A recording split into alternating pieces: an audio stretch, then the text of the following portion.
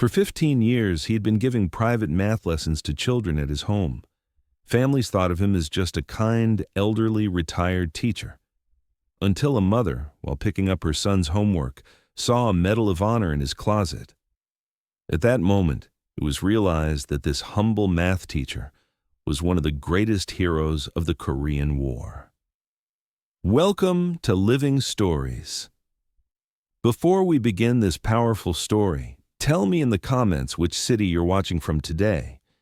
And if you believe stories like this need to be remembered, hit that subscribe button and help us keep these voices alive. On Maple Street in Cedar Falls, Iowa, there was a small single-story house, white picket fence, well-maintained garden, an ordinary American home. And for 15 years, the sounds of mathematics had been coming from this house. Harold Patterson was a 78-year-old retired math teacher, gray-haired, kind-eyed, always well-dressed man. He had taught mathematics at Cedar Falls High School for 40 years and retired in 2008. But retirement hadn't stopped Harold. In his own home, he gave private math lessons to neighborhood children. His fee was very low. Sometimes he took no money at all. Children's learning is enough, he would say. Every afternoon at 3 o'clock, the doorbell would start ringing. First, 8-year-old Tommy Williams would come, then 10-year-old Sarah Chen, followed by the others. Harold would welcome them all with great patience. "Welcome, mathematicians," he would say with a smile. "Today we're going to make numbers dance." The children loved Harold very much. He never got angry, was always positive. Even when math got difficult, he didn't want them to give up.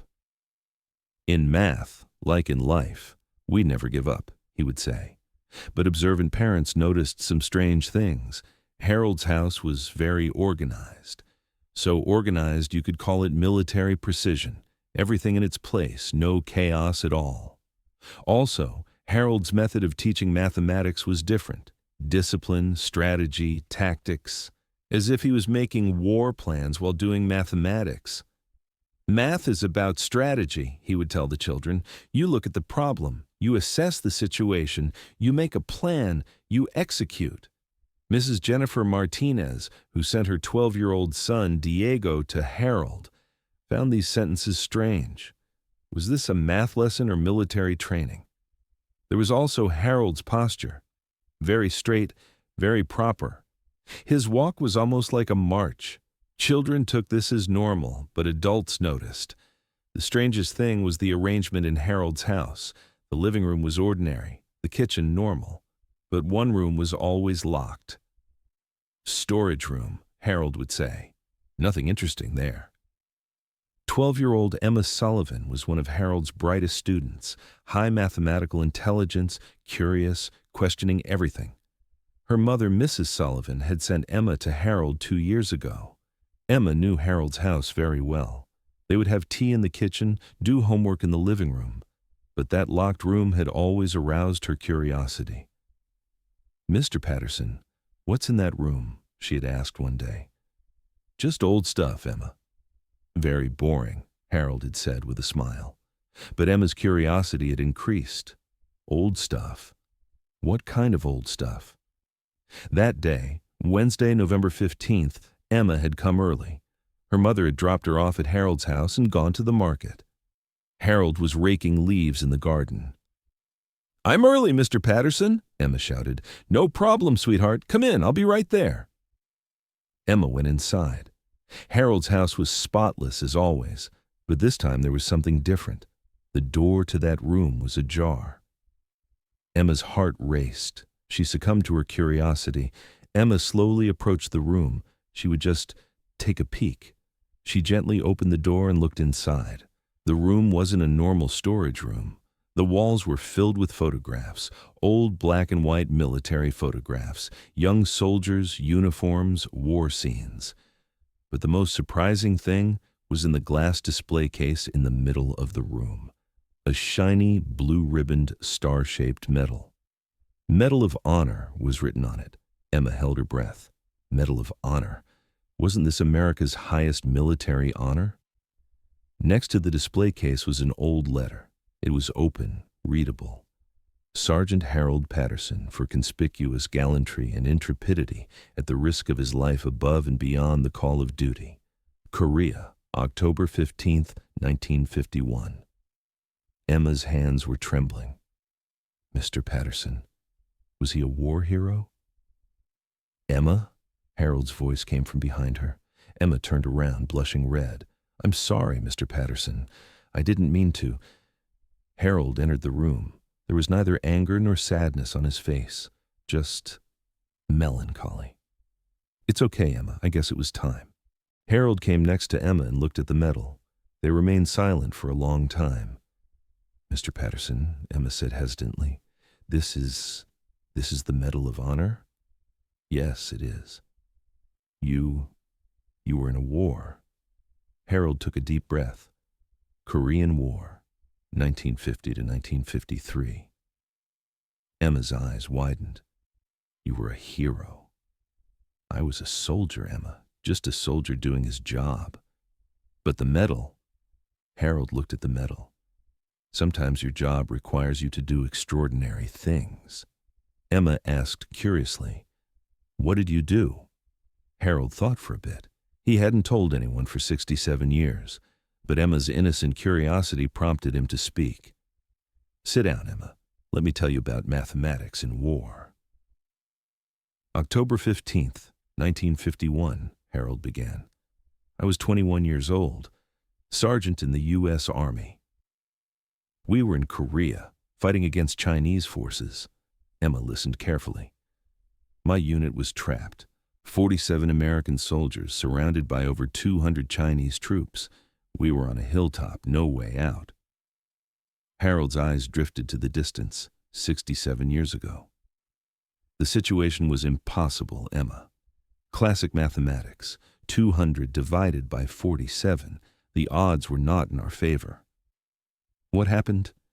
I had to make a choice, leave my friends behind or find a solution to an impossible equation. Emma's breath caught. I chose to solve the equation. Harold stood up and walked toward the window. You see, Emma, mathematics isn't just about numbers. It's about strategy, timing, and sometimes sacrifice. The Chinese had surrounded us completely, Harold continued. We had limited ammunition, no radio contact, and winter was coming. My commanding officer was wounded. I was the ranking sergeant. Emma listened attentively as if listening to a math problem. I analyzed the situation like a complex math problem. Variables, enemy position, our ammunition, terrain, weather, time until reinforcements. Solution, find the one factor that could change the equation. What was it? Distraction and sacrifice. Harold turned and looked at Emma. I volunteered to create a diversion, alone. Draw the enemy away so my 46 friends could escape. Emma's eyes filled with tears. That's so dangerous. Yes, it was. But sometimes, Emma, one person's sacrifice can save many. That's also mathematics. Harold sat down and continued. I took all the ammunition I could carry and went down the hill, made noise, fired shots, drew their attention. For 6 hours, I kept 200 Chinese soldiers busy while my friends escaped. Did you survive? Harold smiled. Obviously I did. But it was close. How did you survive against 200 soldiers? Emma asked. Strategy and mathematics, Harold said. I didn't fight them all at once. I used the terrain, moved constantly, made them think there were more of us. Harold stood up and pointed to the map in the room. See this hill? I divided it into sections, like solving a geometry problem. Each section had advantages and disadvantages. I moved from section to section, keeping them confused.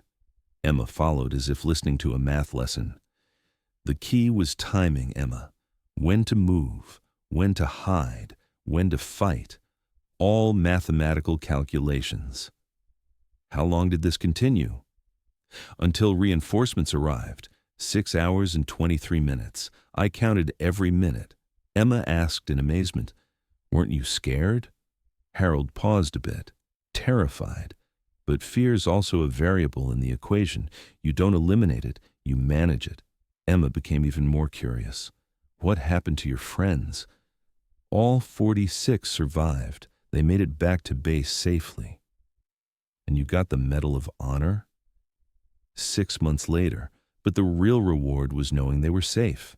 Emma asked, "Mr. Patterson, why didn't you ever tell us? This is amazing." Harold thought for a long time. "Because, Emma, that was a different Harold. That was Sergeant Patterson. This is Mr. Patterson, the math teacher." "But they're the same person." "Yes and no. War changes people. When I came back from Korea, I wanted peace. I wanted to build things, not destroy them. Teaching mathematics became my new mission." Emma tried to understand. "I discovered that teaching children is also heroism, Emma. Different kind, but equally important. Every child I help with mathematics is a victory. Every student who learns to solve problems is a small battle won." Harold looked at the medal. "In Korea, I saved 46 lives in one day.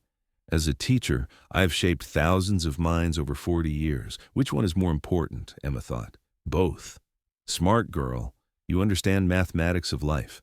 Just then the doorbell rang. Emma's mother, Mrs. Sullivan, had arrived. "Emma, ready to go home?" "Mom, you need to see something." Mrs. Sullivan came inside and saw Harold. "Everything okay, Harold?" Emma excitedly started explaining. "Mom, Mr. Patterson is a war hero. He has the Medal of Honor. He saved 46 soldiers in Korea." Mrs. Sullivan looked at Harold in amazement. "Harold, is this true?"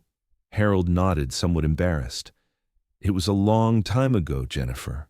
When Mrs. Sullivan saw that medal, her mouth fell open." "Harold, why didn't you ever mention this?" "Because I'm here to teach mathematics, not to talk about war." Mrs. Sullivan was impressed. "This is incredible. Do other parents know?" "No, and I'd prefer to keep it that way." But Emma intervened. "But Mr. Patterson, this is history. This is important." After Mrs. Sullivan returned home, she told her husband, Mike. Mike, as a veteran, had great respect for Harold's story. "Jennifer, Medal of Honor, that's the highest honor. This man is a living legend."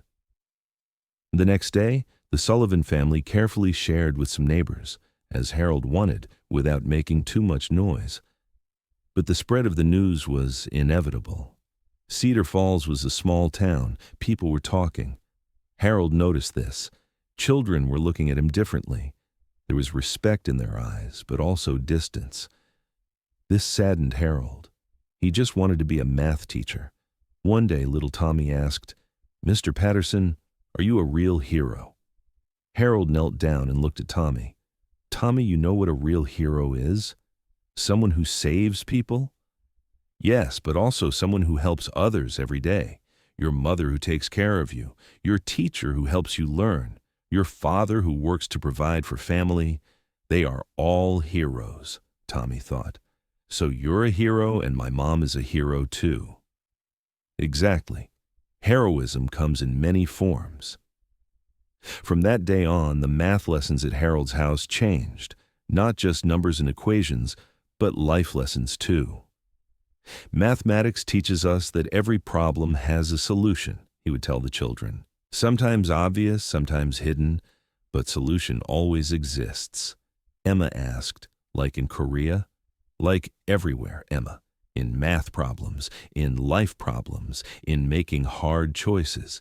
The key is to stay calm, analyze the situation, and find the best solution." Harold taught the children not just mathematics, but character too. Courage, loyalty, sacrifice, problem solving. "Who can tell me what bravery is?" he asked one day. Sarah Chen raised her hand. "Not being afraid?" Good guess, but no. Bravery is being afraid but doing the right thing anyway. Emma added, "Like when you went down that hill in Korea. Like when you stand up for a friend who's being bullied. Like when you admit you made a mistake. Like when you help someone even if it's difficult for you." Today, Harold Patterson still lives in Cedar Falls. He still teaches mathematics to children at his home. His Medal of Honor is still in that room, but it's no longer secret. Children now look at him not just as a math teacher, but as a life teacher. Because Harold gave them the most valuable lesson. True heroism isn't just lived on the battlefield, but also in daily life. Harold taught us this. Heroism isn't a profession, it's a character trait. It doesn't diminish with age. On the contrary, it brings wisdom. And the greatest victories are sometimes won in the quietest battles. That Medal of Honor is proof of Harold's courage 67 years ago. But the math lessons he gives today are proof of his continuing heroism. So have you ever encountered someone like Harold Patterson? A teacher, neighbor, or friend who seems ordinary but has an extraordinary past? Share their names in the comments. Tell their stories. Because at Living Stories, we believe that the most powerful stories don't shout, they wait. The most valuable people aren't flashy, they're real. If this story moved you, subscribe and share. Help the voices of hidden heroes like Harold be heard. Until we meet in the next story. And remember, when you encounter your child's teacher, look at them with a little more respect. Maybe in that textbook, there are not just knowledge, but lived stories too.